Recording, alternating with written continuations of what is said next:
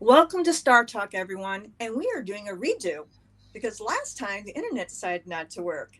So we are going to have a fun time today, Suzanne. I have a wonderful guest with me, Suzanne Royon, and she is all about Feng Shui. So welcome, Suzanne. Thank you, Carly. It's a joy to be here with the energy actually working with us.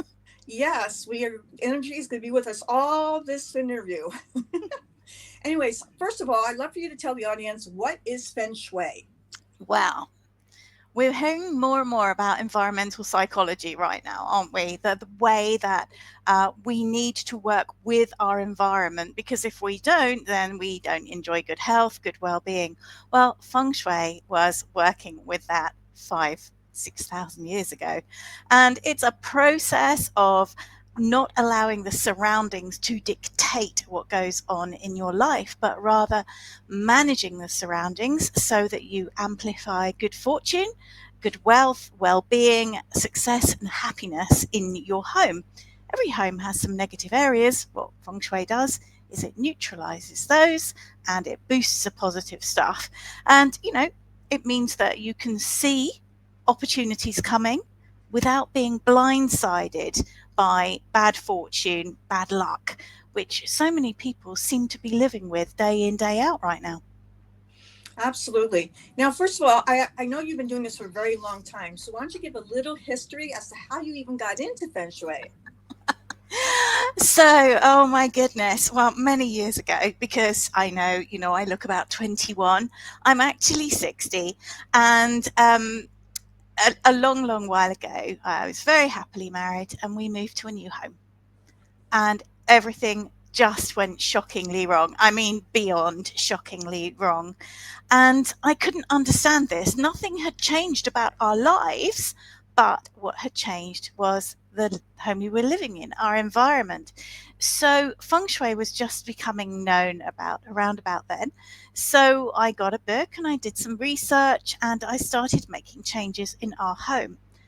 And they did make a difference. So this was Western feng shui, the DIY version. I now work in traditional feng shui, which is, oh my goodness, it's just so powerful in comparison to what I learned all those years ago. But it's a very, very dynamic way of managing your environment. And the long and the short of it was that I repaired the energy in our home, and that allowed us to go forward and make the lives that we were looking for. Oh, that's wonderful. Now, what I would love to get into is for you to describe to people how it is you go about this, because I know you have a very specific way. And then also, I'd love for you to touch upon you are very particular about your reports. And I should know because I got one extremely detailed, extremely in depth. And it's just very wonderful to see the aspects that you need to change and what you need to do. Yeah. So, well, first and foremost, my process is that I like to do a video walk around of someone's home.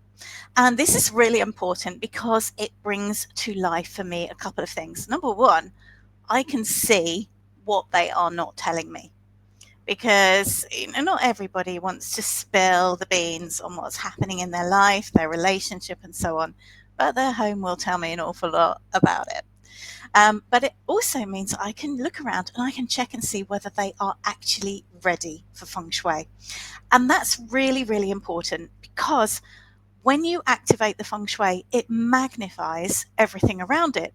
So if you're living in a home that's stacked full of clutter, or you've got loads of maintenance issues, or you're not taking care of just respecting your home, loving the place you're in, then that is just going to get a whole lot worse if you put feng shui in. So the reason for taking a good old look around is to make sure that people are ready to go.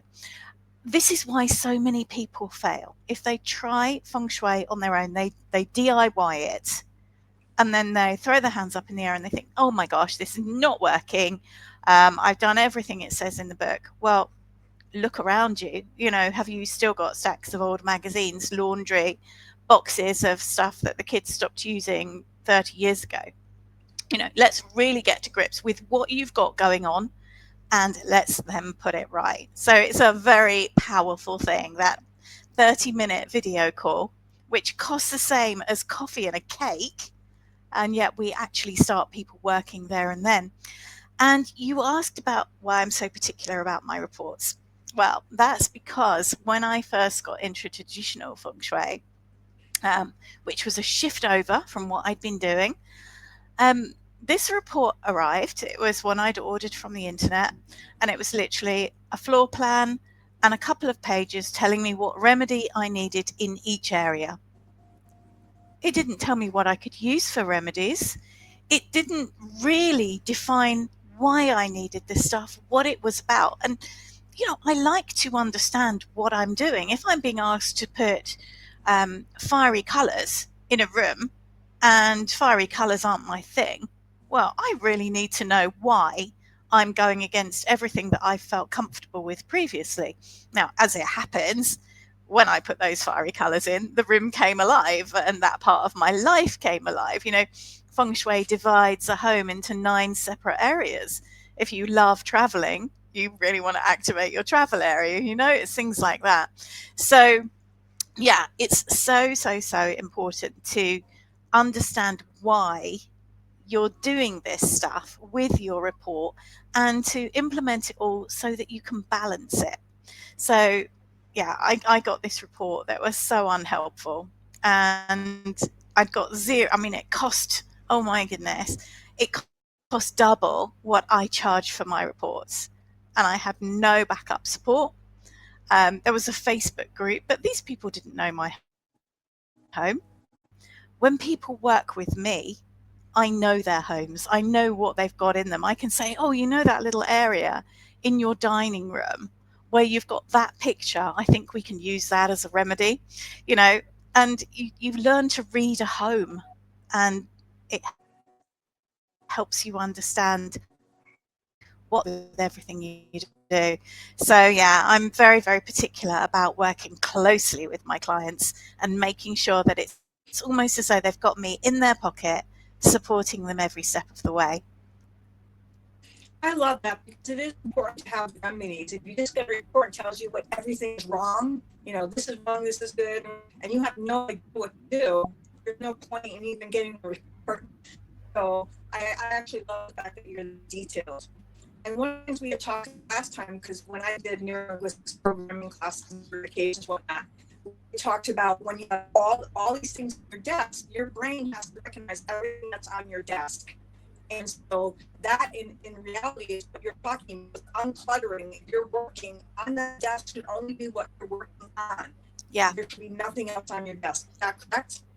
That's so right. And our homes, we fill our homes with stuff, and we don't always realize. I mean, one of the things that can have a terrifying impact, actually, I've seen some awful stuff going on, is thrifted mirrors. Now, you pick up a mirror, that mirror will come into your home and it will reflect back what it has seen previously into your life. So I was working with this lovely, lovely lady from Columbus, and things had gone really quite spectacularly wrong in her life. She talked things through. She showed me this mirror that she'd bought. I said, tell me about this mirror. And she said, oh, I bought it at a yard sale, and it was from the home of somebody who'd committed suicide. Well, what energy had that mirror seen? What had gone through the mind of that person before she made that ultimate decision? We'll never know, but that energy had come into the home of this client. And I can tell you it took her about 30 seconds to get that mirror out of there. It's funny, a friend of mine used to own a reuse shop. I can't think of the word, thrift shop. The name slipped my brain. And I could tell you stories that she would walk in the next day and everything would be rearranged. Mm-hmm. Yeah. Like literally, objects that were in one place are in an entirely different place. Yeah. Imagine walking into a place that is full of items that are not yours, that are from previous people. And she used to get all the stuff from the estate sale. So all these people had passed away. So everything in her place was from estate sales. And in essence, there's always something going on in that place. Yeah. Things moving, things disappearing, just crazy stuff. And I was like, I'm not buying anything from a thrift store. No, you've got to be really cautious. And the thing is, you can cleanse stuff that you bring into your home.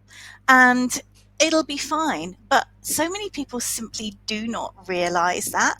And so we don't want the energy of other people. We don't want stuff from parents who have divorced. The last thing you want to do is give your son your engagement ring to give to his future bride if you divorce the father. These things carry energy with them. Our homes carry energy. You will find, for example, that, and this is all about the feng shui, but you will find that a house will have one divorce after another, and a really happy couple can move in, like we did years and years ago. But the energy of that home is so totally unsupportive that a joyful marriage can be over in less than a year. Or health can sink. All sorts of things can happen. Homes can be good for people, or they can be bad for people. They can be good for money. They can be just so incredibly lucky financially, but have that bad people energy that means that you've got all the money in the world, but you're unhappy and you're sick. And we can balance that with feng shui, and that's what makes it just so powerful. Yeah, absolutely. I would love for you to share some tips. I know what I do to clear, but what are some suggestions you can give to people to clear items that they get from other people? Like, I don't let anyone touch my crystals because I know if they pick them up, I'm gonna have their engine. I got to cleanse them again, and etc. I use sage, I use Palo Santo, I use all sorts of things. What would you suggest people do for cleansing an item that they perhaps do get from a thrift store or someone that's gifted them something? Yeah. So cleansing is really simple. It's as simple as washing it. Washing it. How difficult is that? Especially with crystals. If you're buying a new crystal, if you're gifted a crystal, you're bringing it into your home. A crystal can be a really powerful thing. So make sure that you wash it or cleanse it appropriately. Some of them you cannot wash with water. You can only sage or put them out in the moonlight. Personally, about every 5 or 6 weeks, my crystals all get washed in the sink and then put out on the balcony, either in the sun or the moon, whatever happens to be available at that time. I don't make a great big song and dance about it. If you bring in a thrifted piece of furniture, for example, when I say clean it, and I mean clean it, top, bottom, back, inside, outside, the handles, the hinges, the whole shebang, and then it'll be fine. If you're going to sand it down and refurbish it, which has been really popular in the last couple of years, great, but still clean those shelves inside. So, I am all for recycling, repurposing, upcycling. I love that. The majority of the furniture in my home is upcycled, but it has all been very, very carefully cleansed before it comes through the door. It's funny. I used to tell my friends that were sloppy, like I cannot throw a piece of clothing on the floor. If I'm getting undressed, literally this stuff goes folded on my bed. I can't imagine that. And then finally, I thought about it, and I said to my friend, "Well, imagine, why would God, okay, whatever your power of belief is, why would they want to give you more stuff if the stuff that you have you treat like crap?" Well, that's You know so what I mean? right. If you're literally taking stuff and throwing it on the ground, what do you expect? Yeah, you're absolutely right. One of the things I do is I work with clients to locate wonderful new homes for themselves, and they will make a list of homes they want to go and see, and then we'll go along together. And the homes that are beautifully presented, where people obviously care, people will pay more for those homes than the ones that have been neglected. The maintenance hasn't been done. Last week we walked into a property and there was laundry strewn on the floor. The beds hadn't been made. If you don't care about your property, how is it going to care for you? And some properties do have this really negative energy and it is hard to live with. But if you find that you move into a new place and it feels like you're constantly running uphill, or you're living in quicksand and everything that you set out to do goes awry, the feng shui is out. Talk to me. We can fix this. And it doesn't matter whether you are living in a Hollywood mansion or a small studio apartment. You can either have good energy or bad energy. You can have the luckiest small apartment where you win the lottery, everything goes brilliantly in your life, and somebody else can be living in the Hollywood Hills, and it's one catastrophe after another. You know, you see this in the lives of the rich and famous, don't you? You see the people who seem to live charmed lives. George Clooney, Oprah Winfrey, they all use feng shui, and they've talked about it. And yet you get the other people who don't. And then, Uh, the same thing happens yeah, over I and over think again. I where people go, oh, that's woo woo, right? Feng Shui. There's a population of people that think that anything that's spiritual, anything that's taught that's spiritual nature is woo woo because that's just their reality. Mm-hmm. And I do believe Feng Shui works. I've seen it work. Um, and I am in the middle of doing some remedies, so that's very exciting, and I'm really looking forward to that. I would love for you to tell the audience, give them maybe, let's try for 3 tips that are easy things for someone to do to make something better. Okay, first of all, let's always keep the lids down on your loos, your toilets, because you're flushing away positive energy if you just leave them open. So let's just not do that. Fix any leaks in taps, block drains, leaky showers. That again is just washing away your money. A lot of the energy comes in through your front door if you live in an apartment, a balcony. So go check those places out. Don't leave all your detritus on the balcony, old bits of bike, bits of laundry, broken furniture. Likewise, by the front door, don't leave all your winter coats hanging there when it's the middle of summer. Keep it clean, vacuum it regularly, because you want to be welcoming in positive energy every step of the way. And then in terms of just a happier, healthier lifestyle, never, ever, ever have knife blocks on your kitchen worktop, because that is going to energetically create all sorts of rows, frustrations. It's going to cut into your energy. It can make you feel quite tired. But there are 2 practical reasons for this as well. If you're unlucky enough to have a home invasion, your feng shui will often point out to me that you're at higher risk of that. A home invasion, you're actually arming somebody who's coming into your house if you leave knives up on the counter. But also, it's really difficult to clean a knife block. So you'll get your knives out of the dishwasher, put them back in the block, and the block is full of grease, grime, bits of spider, insect wings, and all sorts of gunk. So knife blocks are not healthy things, practically, but they're not healthy energetically either. So keep your knives safely in a drawer, and that will help you. Those are 3 really simple things, totally practical. All that we do with feng shui is totally practical. It's just like, oh my God, that is so obvious. Why did I never, ever think of that before? I know. And the funny one thing about the toilet, I like literally my entire life, it's always been a thing for me that it has to be shut. And then guests come over and it's, and so I finally put up a decorative sign, please close my lid. Like, because it was, I didn't want to have to tell the person when they're going in the bathroom, oh, can you please close the lid? It's one of those things where some people would, some people wouldn't. I finally just put up a sign. I said, I don't care what anyone thinks. I'm like, Yeah. I want it down. You see them in It's just every funny. feng It's one shui of those home. things that, it's so simple to do and people just don't do it. They don't do it. And also, let's tell people where they can find you. Where can they reach out to you to work with you? So the easiest place to find me is from my website, which is interiorsTherapy.com. But if you Google me, you'll find your way there. You can book your, I call them inspiration calls, your 30-minute video call via the website. You'll find me on Facebook. You'll find me on Instagram. Suzanne Royon, and there aren't very many of me. I think there's one other in the world. So yeah, you'll find me if you just do Suzanne Royon Feng Shui. I always tell people the name, Google it. You'll find everything you want to know about that person.